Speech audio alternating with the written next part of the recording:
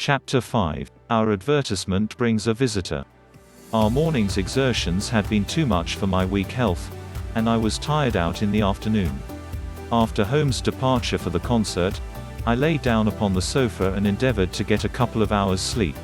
It was a useless attempt. My mind had been too much excited by all that had occurred, and the strangest fancies and surmises crowded into it. Every time that I closed my eyes I saw before me the distorted baboon-like countenance of the murdered man. So sinister was the impression which that face had produced upon me that I found it difficult to feel anything but gratitude for him who had removed its owner from the world.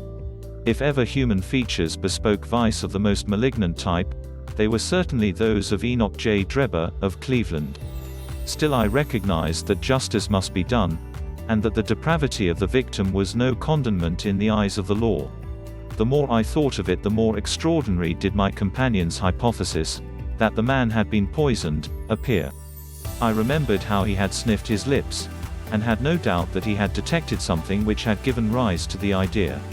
Then, again, if not poison, what had caused the man's death, since there was neither wound nor marks of strangulation? But, on the other hand, whose blood was that which lay so thickly upon the floor? There were no signs of a struggle, nor had the victim any weapon with which he might have wounded an antagonist. As long as all these questions were unsolved, I felt that sleep would be no easy matter, either for Holmes or myself. His quiet self-confident manner convinced me that he had already formed a theory which explained all the facts, though what it was I could not for an instant conjecture. He was very late in returning, so late, that I knew that the concert could not have detained him all the time. Dinner was on the table before he appeared. It was magnificent, he said, as he took his seat. Do you remember what Darwin says about music?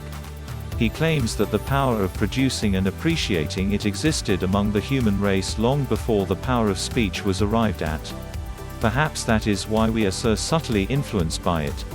There are vague memories in our souls of those misty centuries when the world was in its childhood.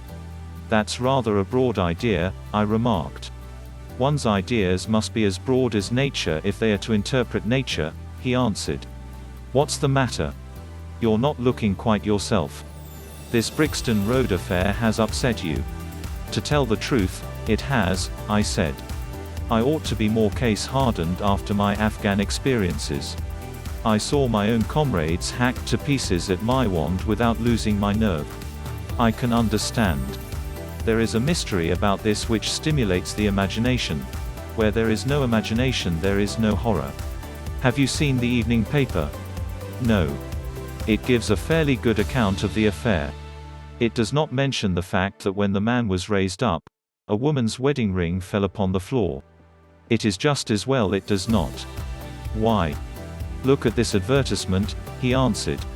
I had one sent to every paper this morning immediately after the affair. He threw the paper across to me and I glanced at the place indicated. It was the first announcement in the Found column. In Brixton Road, this morning, it ran, a plain gold wedding ring, found in the roadway between the White Hart Tavern and Holland Grove. Apply Dr. Watson, 221B, Baker Street, between 8 and 9 this evening. Excuse my using your name, he said. If I used my own some of these dunderheads would recognize it, and want to meddle in the affair. That is all right, I answered. But supposing anyone applies, I have no ring. Oh yes, you have, said he, handing me one. This will do very well. It is almost a facsimile. And who do you expect will answer this advertisement? Why, the man in the brown coat, our florid friend with the square toes. If he does not come himself he will send an accomplice. Would he not consider it as too dangerous? Not at all. If my view of the case is correct, and I have every reason to believe that it is, this man would rather risk anything than lose the ring. According to my notion he dropped it while stooping over Drebber's body, and did not miss it at the time. After leaving the house he discovered his loss and hurried back, but found the police already in possession, owing to his own folly in leaving the candle burning.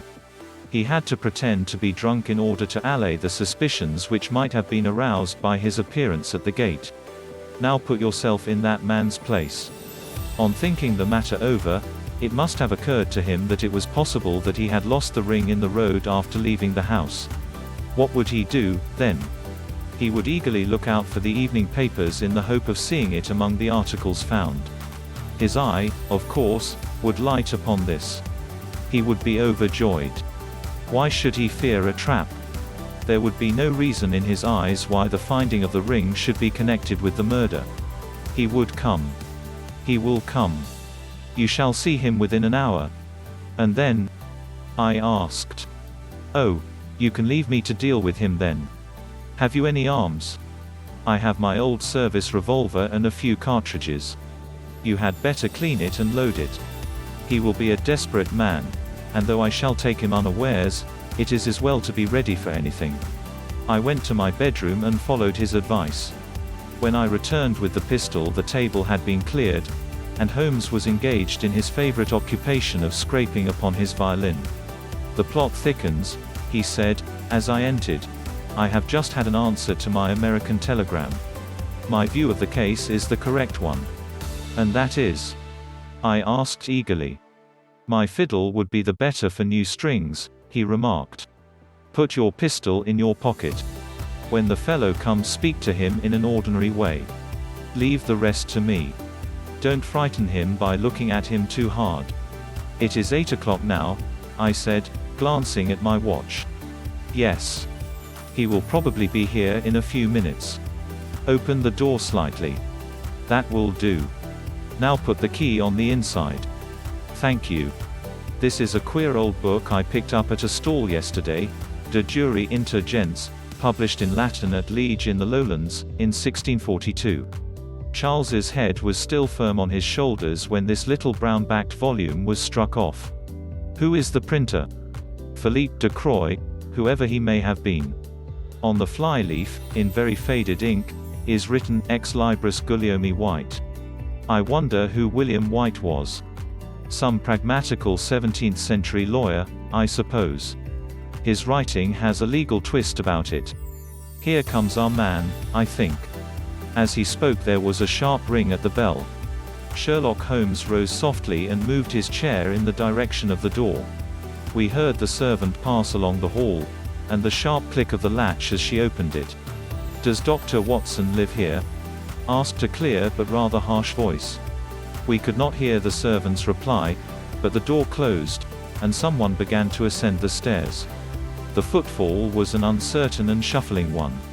A look of surprise passed over the face of my companion as he listened to it. It came slowly along the passage, and there was a feeble tap at the door. Come in, I cried.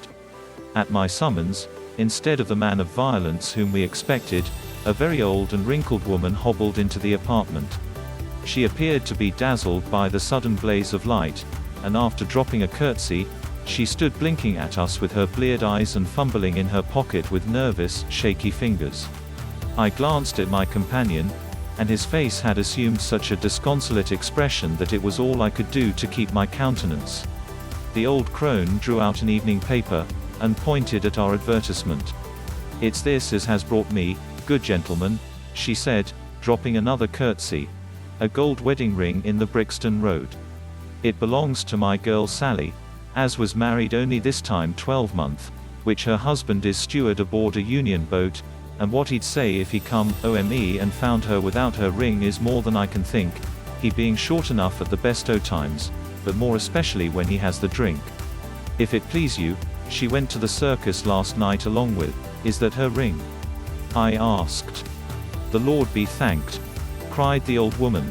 Sally will be a glad woman this night. That's the ring. And what may your address be? I inquired, taking up a pencil. 13, Duncan Street, Houndsditch. A weary way from here. The Brixton Road does not lie between any circus and Houndsditch, said Sherlock Holmes sharply. The old woman faced round and looked keenly at him from her little red-rimmed eyes. The gentleman asked me for my address, she said. Sally lives in lodgings at 3, Mayfield Place, Peckham. And your name is? My name is Sawyer. Hers is Dennis, which Tom Dennis married her, and a smart, clean lad, too, as long as he's at sea, and no steward in the company more thought of. But when on shore, what with the women and what with liquor shops? Here is your ring, Mrs. Sawyer, I interrupted, in obedience to a sign from my companion. It clearly belongs to your daughter, and I am glad to be able to restore it to the rightful owner. With many mumbled blessings and protestations of gratitude, the old crone packed it away in her pocket, and shuffled off down the stairs. Sherlock Holmes sprang to his feet the moment that she was gone and rushed into his room. He returned in a few seconds enveloped in an ulster and a cravat. "I'll follow her," he said, hurriedly. "She must be an accomplice, and will lead me to him. Wait up for me."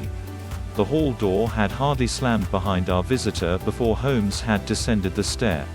Looking through the window, I could see her walking feebly along the other side, while her pursuer dogged her some little distance behind. Either his whole theory is incorrect, I thought to myself, or else he will be led now to the heart of the mystery. There was no need for him to ask me to wait up for him, for I felt that sleep was impossible until I heard the result of his adventure. It was close upon 9 when he set out. I had no idea how long he might be, but I sat stolidly puffing at my pipe and skipping over the pages of Henry Murger's Vie de Bohème. 10 o'clock passed, and I heard the footsteps of the maid as they pattered off to bed. 11, and the more stately tread of the landlady passed my door, bound for the same destination. It was close upon 12 before I heard the sharp sound of his latch key. The instant he entered, I saw by his face that he had not been successful. Amusement and chagrin seemed to be struggling for the mastery, until the former suddenly carried the day, and he burst into a hearty laugh. "I wouldn't have the Scotland Yarders know it for the world," he cried, dropping into his chair. "I have chaffed them so much that they would never have let me hear the end of it. I can afford to laugh, because I know that I will be even with them in the long run." "What is it then?" I asked. "Oh, I don't mind telling a story against myself." That creature had gone a little way when she began to limp and show every sign of being footsore. Presently she came to a halt, and hailed a four-wheeler which was passing. I managed to be close to her so as to hear the address, but I need not have been so anxious, for she sang it out loud enough to be heard at the other side of the street. "Drive to 13, Duncan Street, Houndsditch," she cried. "This begins to look genuine," I thought, and having seen her safely inside, I perched myself behind. That's an art which every detective should be an expert at. Well, away we rattled, and never drew rein until we reached the street in question. I hopped off before we came to the door, and strolled down the street in an easy, lounging way. I saw the cab pull up. The driver jumped down, and I saw him open the door and stand expectantly. Nothing came out though. When I reached him, he was groping about frantically in the empty cab, and giving vent to the finest assorted collection of oaths that ever I listened to. There was no sign or trace of his passenger, and I fear it will be some time before he gets his fare. On inquiring at number 13, we found that the house belonged to a respectable paperhanger, named Keswick, and that no one of the name either of Sawyer or Dennis had ever been heard of there. "You don't mean to say," I cried, in amazement, that tottering, feeble old woman was able to get out of the cab while it was in motion, without either you or the driver seeing her?" "Old woman be damned," said Sherlock Holmes, sharply. "We were the old women to be so taken in. It must have been a young man, and an active one, too, besides being an incomparable actor. The get-up was inimitable. He saw that he was followed, no doubt, and used this means of giving me the slip. It shows that the man we are after is not as lonely as I imagined he was, but has friends who are ready to risk something for him. Now, Doctor, you are looking done up. Take my advice and turn in." I was certainly feeling very weary, so I obeyed his injunction. I left Holmes seated in front of the smouldering fire, and long into the watches of the night I heard the low, melancholy wailings of his violin, and knew that he was still pondering over the strange problem which he had set himself to unravel.